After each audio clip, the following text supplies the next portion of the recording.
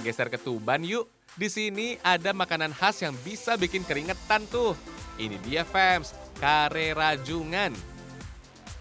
Ada dua menu rajungan yang paling banyak diminati fams. Ada kare rajungan dan rajungan kepung.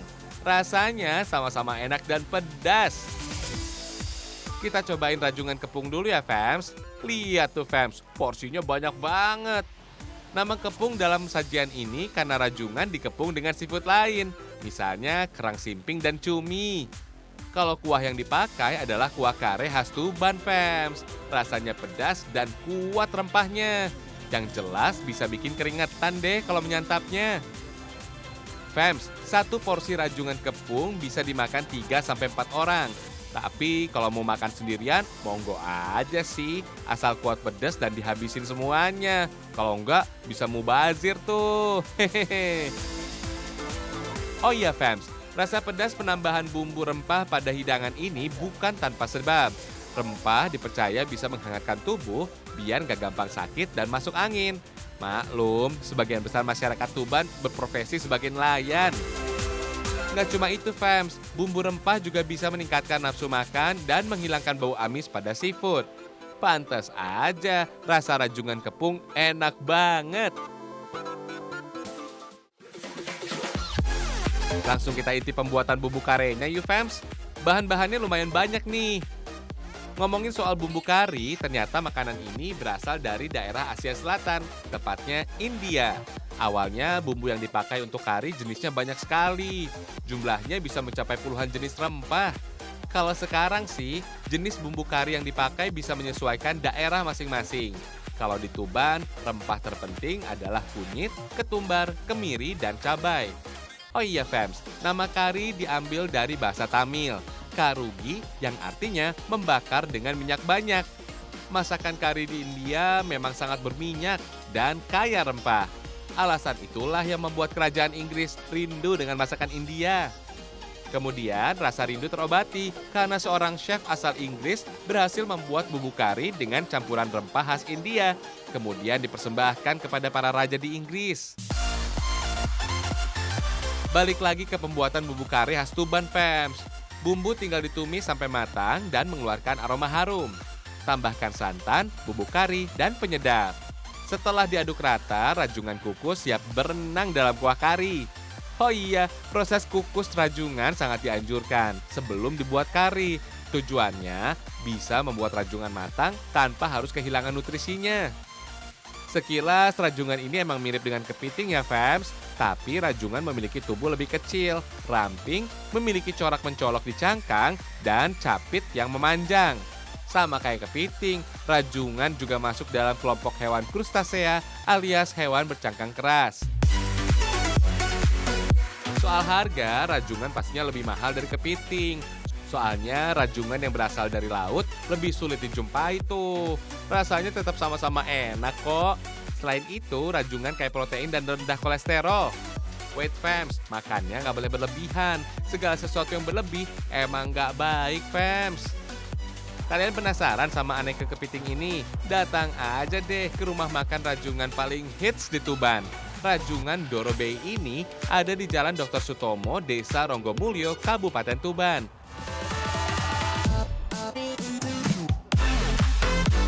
Di sini ada sekitar 40 menu masakan. Mulai dari masakan khas Tuban sampai Nusantara juga ada tuh. Kalau nggak suka seafood, ada juga kok menu olahan daging ayam atau sapi.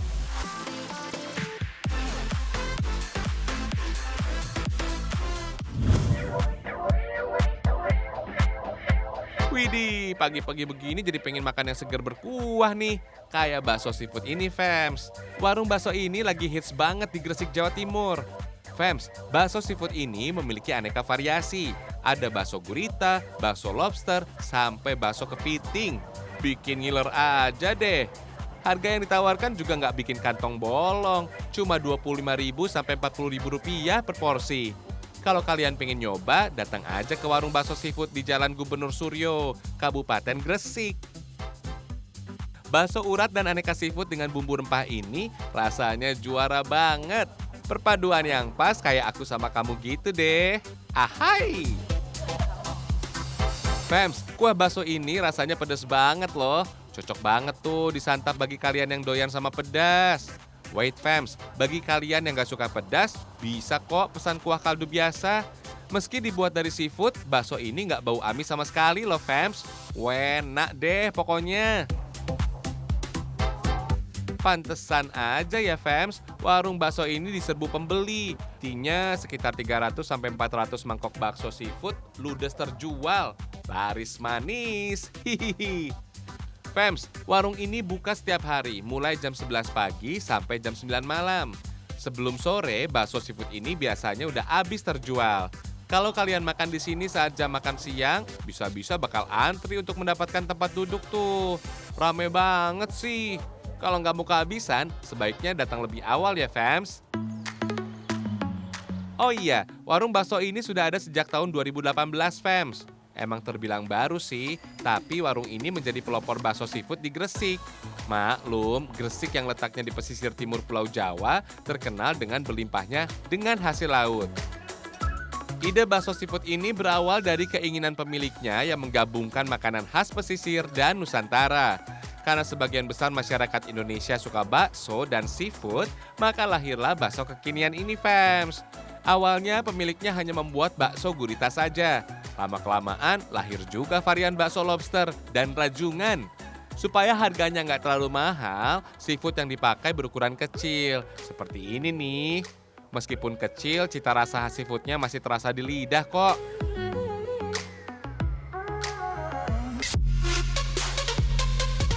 Pentol ini Fams masih dibuat dari jamur tiram. Sebagian orang menyebutnya dengan bakso jamur. Sayangnya bakso jamur ini nggak bisa disantap oleh para vegetarian. Soalnya bakso nggak bisa dibentuk tanpa tambahan daging sapi. Cara bikin pentol jamur masih sama kok kayak bakso biasanya. Bedanya adonan ini dikasih tambahan jamur yang dipercaya baik untuk tubuh. Mantap!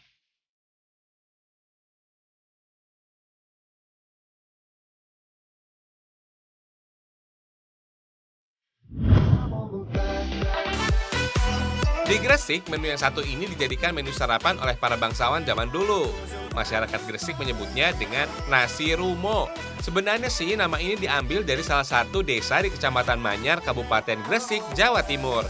Fams, nasi rumo ini sudah ada sejak masa pemerintahan Sunan Giri loh. Saat itu Gresik dijadikan pelabuhan atau persinggahan para wali. Nah, nasi romo ini yang disajikan sebagai santapan mereka. Sebagai orang Gresik, menu ini disebut dengan istilah bubur rumo. Soalnya bentuk atau teksturnya mirip banget kayak bubur. Komponen bumbu dalam makanan ini lebih mirip seperti sate padang atau lontong manggul dari Madura Fams. Tapi nasi rumo punya rasa kekhasan tersendiri karena menggunakan terasi dalam pembuatannya. Fams, makanan khas yang satu ini kini keberadaannya semakin langka. Hanya sekitar 50% masyarakat desa Rumo yang masih membuat kuliner legendaris ini. Nggak hanya untuk dijual, beberapa diantaranya membuat untuk dikonsumsi sendiri. Dulu Fams, hanya orang-orang penting atau bangsawan saja yang diberikan makanan ini. Seiring perkembangan zaman, nasi Rumo menjadi sajian untuk siapapun, bahkan dijual bebas tuh. Kalau tamu atau saudara yang datang, pemilik rumah di desa ini pasti menyuguhkan nasi rumo untuk menyambut mereka. Bumbu nasi rumo mengeluarkan sari udang alias udang yang sudah diblender dan diambil sarinya. Nah, sari udang ini yang bisa memberikan rasa gurih alami pada nasi rumo. Jangan heran ya, udang sudah menjadi komoditas desa Rumo yang lokasinya dekat dengan pesisir pantai. Nasi rumo menjadi resep turun-temurun, bahkan pembuatnya hanya masyarakat desa Rumo aja tuh. Katanya sih air dari desa Rumo yang digunakan untuk memasak membuat nasi rumo terasa berbeda daripada di luar desa Rumo. Kalau warnanya sudah berubah jadi oranye, tandanya sudah masak Fams. Oh iya, warna ini didapat dari cabai merah besar yang menjadi bahan utamanya. Rasa pedasnya tidak menyengat kok. Biasanya Fams, nasi rumo disajikan dengan alas daun pisang yang dipincuk atau biasa disebut dengan takir. Isinya terdiri dari nasi atau lontong dan sayur pucuk rebus. Sayur pucuk biasanya tumbuh di sekitar tambak atau tanaman mangrove Fams. Ini nih yang nggak boleh ketinggalan. Ada tambahan serundeng kelapa di atasnya yang bisa membuat nasi rumo jadi makin istimewa. Sendoknya juga nggak kalah tradisional tuh. Daun pisang dibentuk hingga bentuknya cekungan. Di sini sendok sederhana ini disebut dengan suru Fams.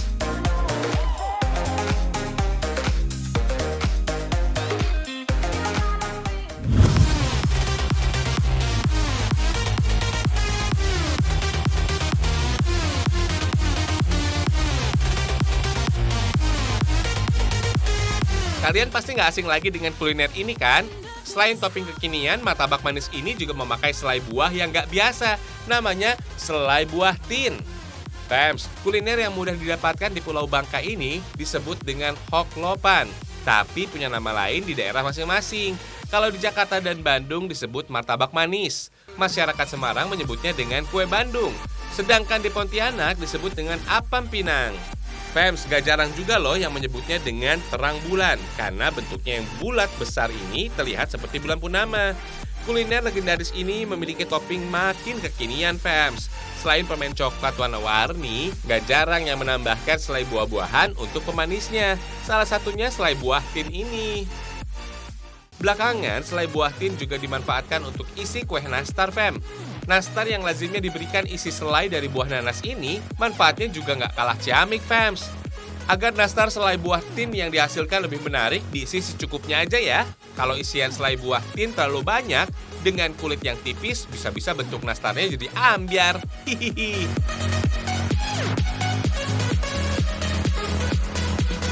Oh ya, Fams, buah tin memang jarang didapatkan di Indonesia. Soalnya buah yang satu ini lebih cocok hidup di tempat yang panas seperti di Timur Tengah. Tapi di Desa Watu Sambang, Kabupaten Karanganyar, Jawa Tengah, terdapat kebun buah tin dengan luas sekitar 300 meter persegi, Fams. Agar tanaman ini menghasilkan tanaman baru yang mirip induknya bisa dilakukan dengan cara mencangkok, gunanya merangsang tumbuh akar baru pada cabang tanaman, Fams. Batang buah tin yang dicangkok kemudian dipilih dan tidak terlalu tua juga mudah. Selain itu, pilih batang yang tegak lurus dan gak lentur. Oh iya, buah tin termasuk buah yang gak kenal musim, Fams. Dengan produktivitas yang cukup tinggi, buah tin menyimpan banyak manfaat loh. Dalam satu buahnya terdapat kandungan kalium, omega 3, omega 6, juga kalsium yang baik untuk tubuh. Oh iya, Fams, buah ini termasuk buah yang cepat rusak. Jadi buah tin harus segera dikonsumsi atau diolah 3 hari setelah dipanen. Salah satu cara memperpanjang umurnya dibuatlah selai seperti ini. Selai ini, Fams, dibuat dengan 2 bahan. Selain buah tin yang masih segar, ada tambahan madu ternak juga. Tapi buahnya harus direndam dalam air hangat agar teksturnya lembut dan gak bergetah. Nah, perendaman ini membutuhkan waktu minimal 1 hari sampai berubah menjadi kecoklatan, Fams. Buah tin yang sudah berubah bentuk kemudian dihaluskan dan dimasak. Tapi kalau sudah meletup, baru deh campur dengan madu ternak, Fams. Karena buah tin banyak digunakan sebagai obat, madu ternak dipilih agar manfaatnya yang didapat oleh tubuh jadi lebih maksimal. Sayang banget dong kalau campurannya dibuat dari bahan yang sembarangan. Nah, kalau teksturnya bisa menjadi kental, baru bisa dikemas. Kalau sudah kayak gini nggak perlu diolah berlebihan, Fams. Dicampurkan dengan roti tawar kayak gini aja, sudah nikmat banget.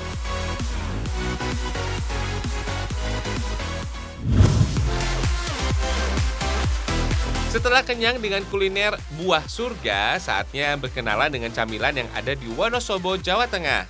Tak jauh dari pusat kota Wonosobo, ada sebuah kios yang menawarkan panganan khas yang disebut dengan kue sagon alias sagon rangin. Di sini sagon yang paling terkenal milik Buning Sono, Fams. Buning Sono yang akrab disebut dengan Bu Ning sudah terbiasa membuat sagon saat beliau kecil. Nggak heran kalau tangan terampilnya bisa menarik wisatawan dari berbagai daerah untuk menikmati sagon. Setiap hari tak kurang dari 300 kue sagon ludes terjual. Eits, sagon milik Buning sudah mulai modern loh, Fams. Buning sudah mengkreasikan sagon dengan berbagai rasa. Dengan cara ini, pangsa pasarnya tidak hanya dari kalangan berumur saja, tapi anak muda pasti tertarik deh. Untuk menambah variasi rasa dari sagon rangin, Buning menambahkan isian di dalamnya. Seperti sagon pada umumnya, sagon kekinian dibuat dengan bahan dan proses yang sama, Fams. Selain tepung beras, harus ada kelapa parutnya juga. Oh iya, kelapa yang digunakan untuk pembuatan sagon harus kualitas terbaik. Kalau kelapa terlalu muda, hasil sagon akan jadi lembek tuh. Sedangkan kelapa yang terlalu tua rasanya jadi kurang nikmat. Yang membedakan sagon kekinian ini terletak pada tambahan isian di dalamnya, fams. Bisa pilih sagon rangin dengan isi potongan pisang, fams. Kalau yang suka manis bisa pilih sagon rangin dengan potongan gula jawa atau coklat. Tapi sagon rasa-rasa ini punya daya tahan lebih pendek daripada sagon rangin original, fams. Kalau rasa original bisa bertahan hingga 3 hari. Sedangkan sagon dengan irisan rasa lainnya hanya bisa bertahan 1 hari saja. Maklum, Buning hanya menggunakan bahan-bahan alami dan tanpa bahan pengawet. Untuk buah tangan, sebaiknya pilih sagon rangin original aja ya. Kudapan satu ini bisa tahan lebih lama, karena pada proses pembuatannya tanpa sentuhan modern sama sekali. Dengan cetakan kaleng khusus, bakal jadi kue sagon berisi campuran tepung beras ketan, vanili, serta parutan kelapa dan sedikit gula pasir untuk menguatkan rasa manis. Fams, sagon dibakar dengan anglo tanah liat berisi bara arang sebagai pengganti kompor. Cara ini sudah dilakukan sejak dulu dan gak berubah-ubah sama sekali. Katanya sih hasil pembakaran dengan anglo hasilnya dianggap lebih baik dibandingkan dengan kompor, fams. Oh ya, agar matangnya rata, bagian atas adonan sagon perlu dibakar juga ya. Caranya cukup letakkan piring kaleng berisi bara api di bagian atas sagon. Karena dimasak dari 2 sisi, teknik mematangkan sagon nggak perlu waktu lama. Hanya sekitar 5 menit saja, kue rangon rangin khas Wonosobo sudah siap dikonsumsi.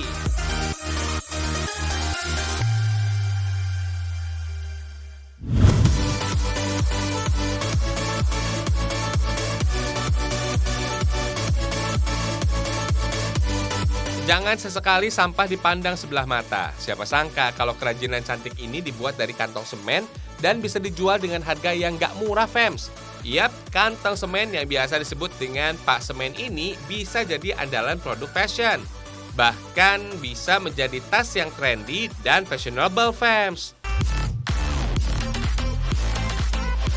Gak heran kerajinan asal Surabaya ini pernah menyabat penghargaan produk berkembang pada ajang International Handicraft Trade Fair alias Inacraft Award tahun 2005. Kantong semen ini bisa tampil cantik setelah diolah dengan pola celup, layaknya pembuatan motif kain celup atau kain jumputan, fams. Nah, yang membedakan hanyalah bahan bakunya aja tuh. Meskipun judulnya kantong semen yang notabene terbuat dari kertas, bahan baku ini aman dan kuat jika diolah sebagai tas. Fams, sebetulnya proses pembuatan kerajinan dari limbah kantong tidaklah rumit, tapi harus dikerjakan secara hati-hati dan sangat teliti. Kantong-kantong yang di dalamnya masih terdapat sisa semen harus dibersihkan dengan spons yang sudah diberikan air. Nggak perlu digosok terlalu kuat ya, agar kertas-kertas tidak robek. Pastikan semennya sudah benar-benar hilang ya, fams. Semen yang masih tersisa bisa membuat kerajinan yang akan dihasilkan jadi kurang mulus. Selanjutnya masuk ke proses pewarnaan deh. Karena penggunaan sistem pewarnaan seperti kain jumputan, kertas terlebih dahulu digulung acak hingga seperti gumpalan, fams. Nggak perlu rapi ya, semakin kusut gulungan yang dihasilkan, maka semakin bagus pula warnanya. Selanjutnya celup ke dalam cairan pewarna yang sudah mendidih. Oh iya, fams, untuk pewarnanya hanya menggunakan bahan alam seperti buah, bunga, dan pohon tertentu. Fams, kelebihan limbah kantong semen ini punya ketebalan di atas rata-rata kertas yang sering kita temui. Meskipun sudah melalui proses perebusan, kertas kantong semen masih aman tuh.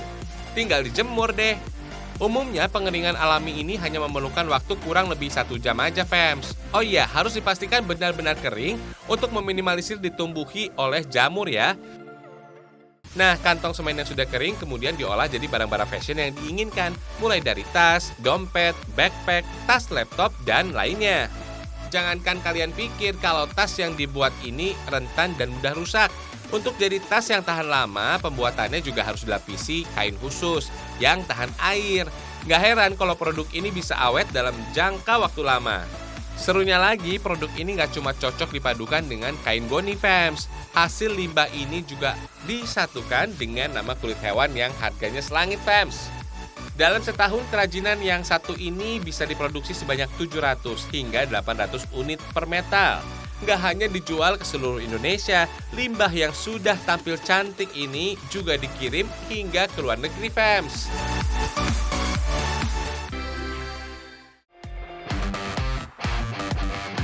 Keren ya tayangan hari ini. Besok kita masih hadir dengan keragaman Nusantara lain. Ragam Indonesia, satu Indonesianya, berjuta kekayaannya. Sampai jumpa, fams!